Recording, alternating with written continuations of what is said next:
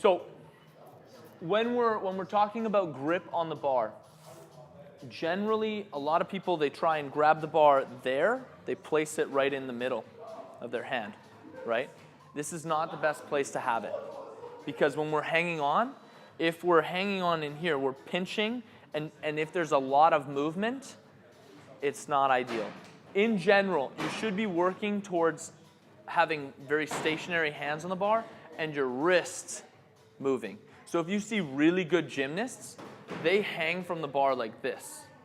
Their hands are totally stable. I was watching a video of Bjork Odensdotter recently, and she's just got this locked out position, and when she does, all of her kipping is in that position. So you're just seeing the joint is her wrist. Her hand is stable on the bar. But that requires a lot of strength from your forearms, okay? So something to think about, something to start working towards is that kind of position. But if you know that you're gonna slide a lot with your hands in there, I would highly recommend getting that bar here. Again, your grip is gonna work really hard, much harder than it will here. But you're not gonna be tearing up your hands, which means you can get in more reps, which means you can get more practice. You always have to think, your hands will most likely rip before you'll get tired in your lats. Okay, so that's why I want to talk so much about taking care of the hands. Okay, so second piece about grip is where we place our hands on the bar.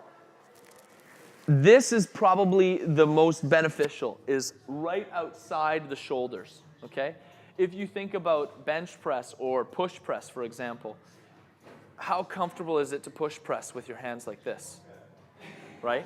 These are things that we have to think about. And then sometimes I see you guys jumping on the bar and I'm like, that is way too narrow, okay? So make sure you're in that good position. Just the similar position that we want for a push press is the same one where we want our hands. And so it's relative to your shoulder width, you want to put your hands outside there. Does that make sense? Cool? Okay, so that's grip. Second thing is the position when we're hanging off of the bar. Legs straight. This, having the legs straight and out in front is setting you up for where you want to go in the pull-up, okay? Your body is hanging directly underneath the bar, but having your legs straight out in front is going to push you back. So I want you guys to just try that right now. Jump onto the bar.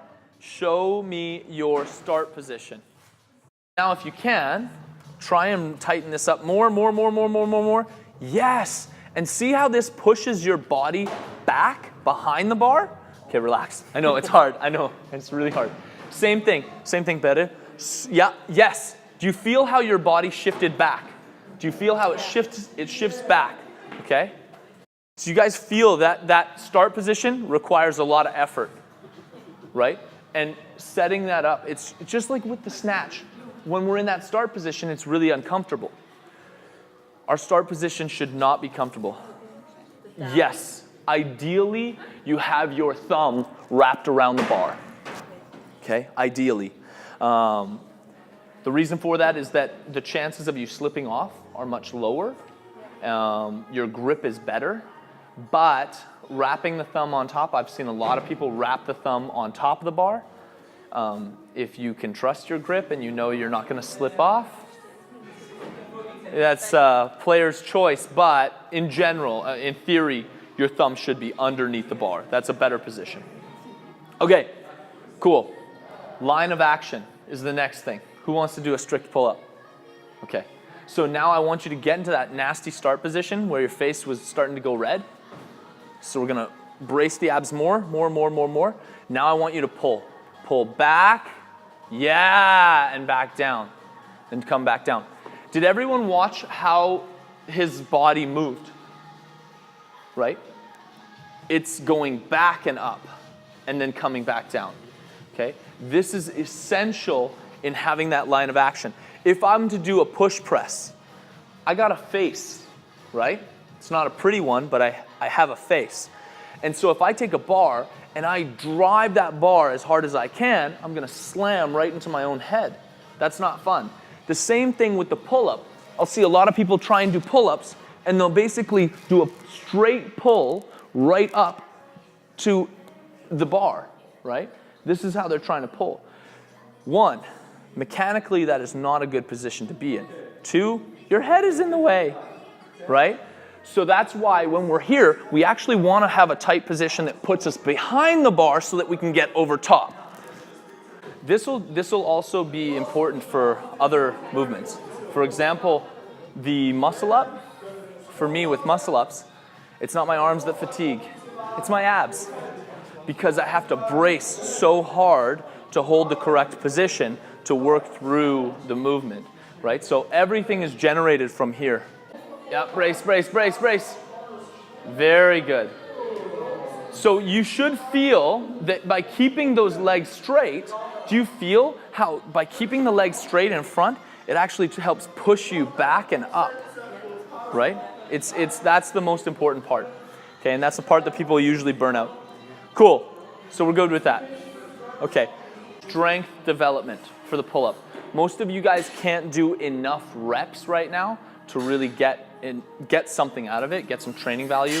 You get too tired too quickly. So this is why toe pull-ups are one of my favorite, where we have our feet on the back, and then this way we're able to press all the way over, getting those good reps. And we want the same position, right? So I'm still trying to keep my abs active, and then I press up and come back through, okay? Just like I would with a regular one. And adding variation like the toe chin-up, where we have our hands turned in, is also an asset because you want to have a very equal strength, whether you're pulling this way or this way. Okay, generally you will have one that's better. For most people, the chin-up is much better than the pull-up. But we want both. We want to constantly be developing both, and having a little more variation in your training will benefit that long-term thing. So that's toe chin-ups and that's toe pull-ups. Miriam, those two accessory exercises are extremely important, okay? So those are the ones that you really want to work on. Then the other one that you did, the eccentric, where you have that, you're up above, and then you're going to slowly lower yourself under control. That's the eccentric. It's in your program as the slow descent pull-up. You're going to do pull-ups and chin-ups for those ones as well. Okay, and those 4 exercises are the kind of the main linchpin for your program. They're the most important.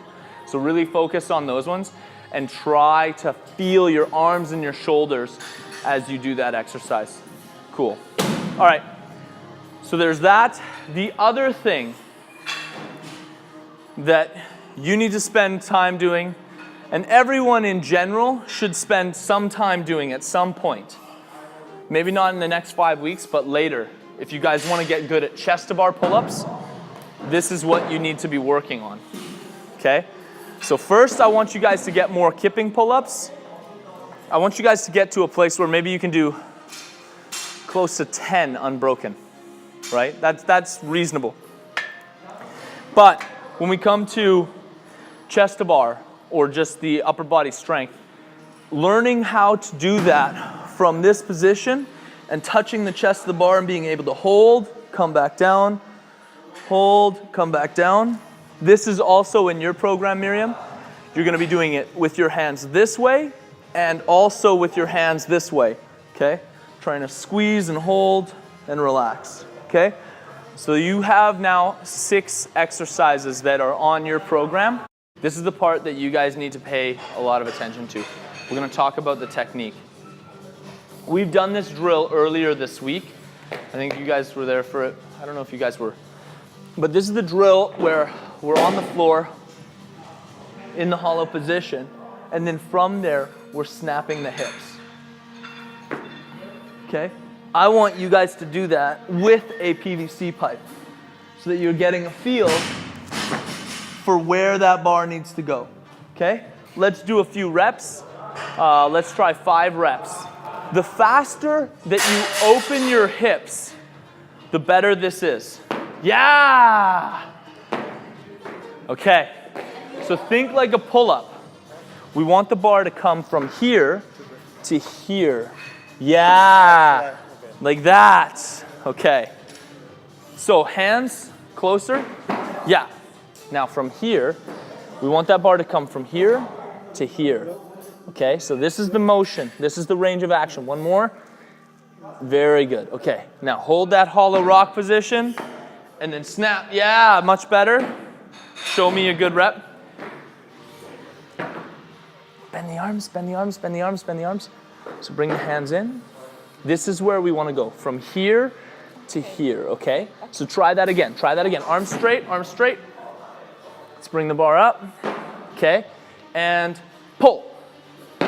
Yeah, but here, this is our end point, okay? Try that again. Legs up, arms up. Yeah, but I still want you to come from a hollow position. Yeah, I know, it's complicated. Yeah, there it is. Way to go, Miriam. Okay, nice. You guys feel that? Good. Very good stuff. Okay, let's put the PVC pipes down. Now, on the bar, what I want to see, Miriam, I'm afraid of kicking you.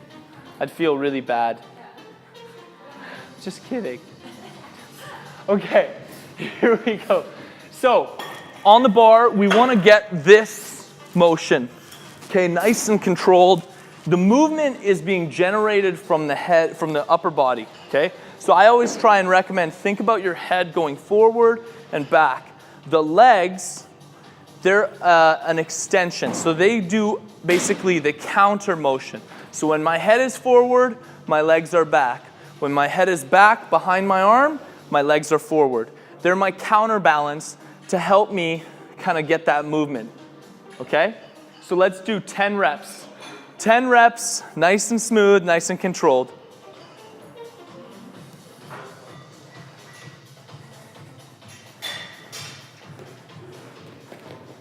These out of the way. 10 reps, nice and smooth, nice and controlled. Woo! You're getting tired, Christian? Nice. Good. Not bad, guys. And just keep on working on building more of that tension throughout the body. Now, to make it easier on yourself when it comes to doing lots of pull-ups, you want to make that swing big, okay? And the bigger it is, the longer the time it takes for you to go from this position to full extension, okay? So it's gonna take longer. So as your swings get bigger, you're going to take longer to get through it. So I want you guys to try 5 reps, really big swings, really big swings. Still keeping that midline nice and tight, but we want the swings to be a little bit bigger.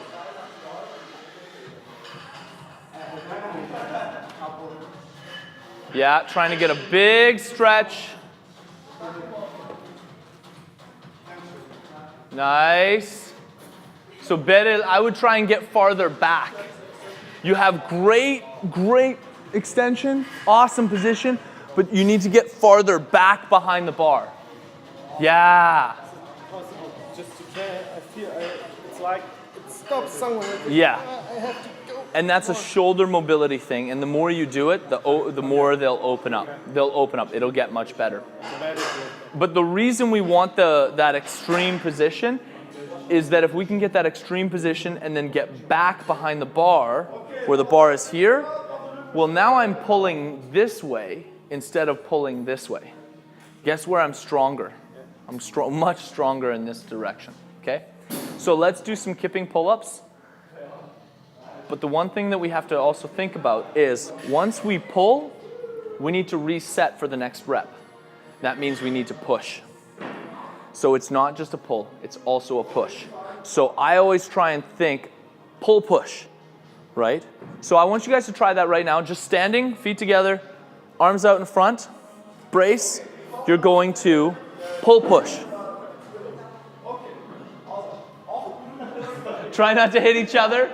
Fight Club happens later. Fight Club happens later tonight. Nice. Good stuff. And it's that speed. That speed in the change of direction will help you reset and get that next rep. Now, we're gonna have to bend the legs, which is unfortunate because we're not gonna be able to keep the body as one nice tight piece. But this is going to help you guys to get your rhythm. And that is, you're gonna swing, come up. Does everyone see that? This is what I mean by feet on the floor, kipping pull-up, okay? Because we're using that little jump to get up. You still have to pull, push, because the bar should be above my eyes, okay? So that I actually have to jump up to get that rep. Does that make sense? It shouldn't be that easy for me. And if I want to make it harder on myself, I can drop the box even lower and do the same thing. Where I'm here, I'm gonna swing. Okay? This is helping you learn the tempo. It builds a little bit of strength, not much, but really what it's teaching you is the tempo at which you need to be working with. So that's why we always have it as an accessory exercise for one of your training days. So jump, pull, push. Pull, push. Yeah! So we want to create that C. That like if we were writing the letter C, we want to create that, right? So you're trying to pull, push, swing. The swing for the next This is where you get the swing for the next one. Exactly. Strange with the foot. Yeah. Yeah. It's very weird, but okay. So you still need to think, you still want to keep the same position. So when your hip comes back, now when you extend, yes, you're going to jump from that position, pull, push, and then swing back through. So you want to kind of place the roll under the back of the knees, roughly. And from here, you're trying to pull yourself as high as you can while keeping your arms perfectly straight. It's really uncomfortable. So, Miriam, this is your version. It's the same thing, but now we have something to slide on. So we're able to get this position. Let's talk about Chinese dumbbell rows. Chinese dumbbell rows. We want to set up kind of in a squat stance, okay? You're going to drop down, keeping that arm out, back nice and flat, and you just pull. We haven't done these, I don't think, in the class. We haven't done these in the class. I really like these because you should feel your lat. So keep that back nice and flat. There we go. Flat back, shoulders back. There we go, Christian. The other dumbbell exercise that we have to do is the row. You can use a bench, you can use a box, it doesn't really matter. But what we want to see is we want to be stable here on all fours. The dumbbell is under our shoulder, and then we're going to pull to the hip as hard as we can. Pull to the hip, nice and tight. And we're not going to rotate. There's going to be no movement. One of the things that I try and think about when I'm pulling is I try and think chest through. Okay, I don't actually want to bend my arm, but I'm trying to push my chest into that position so that I'm getting my lat firing. So this is a single arm ring row where we're back like this and we're trying not to let our bodies turn. We want to stay squared off. Our abs are nice and tight and we pull all the way in. Okay, this is a tough exercise. You feel how much your body wants to spin and turn when you do this and how hard it is to keep that midline active. It's really important. We can get a lot stronger in a very short amount of time just through consistency. A lot stronger. Cool. Awesome. Nice work, guys. Thanks for showing up and doing this with me. It's lots of fun.